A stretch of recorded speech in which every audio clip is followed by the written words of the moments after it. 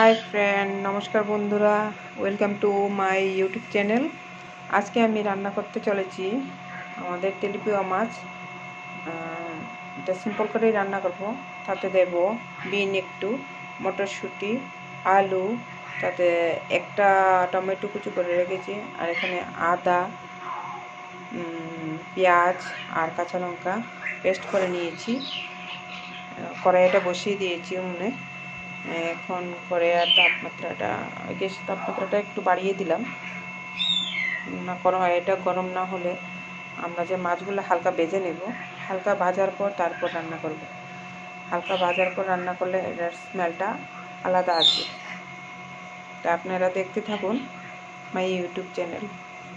আমার কড়াইটা গরম হয়ে গেছে, তাতে আমি দিয়ে দিলাম একটুখানি তেল। মাছগুলো ভেজে নেব। তেলটা গরম হওয়ার সাথে সাথে আমি মাছগুলোর মধ্যে একটু হলুদ গুঁড়ো, একটু লবণ,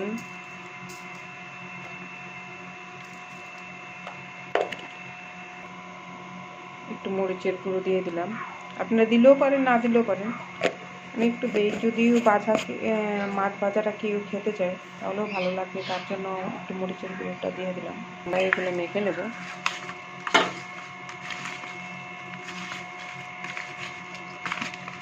এই তেলাপিয়া মাছগুলো বাচ্চাদের জন্য ভালোই হবে, কারণ এটার মধ্যে বেশি কাটা থাকে না। আমার তেলটা গরম হয়ে গেছে, তার মধ্যে মাছগুলো ছেড়ে দিলাম।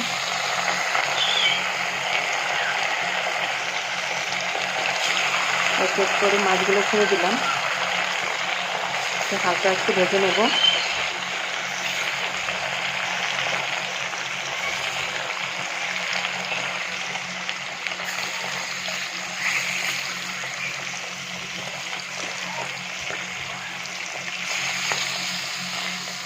মাছগুলো হোক।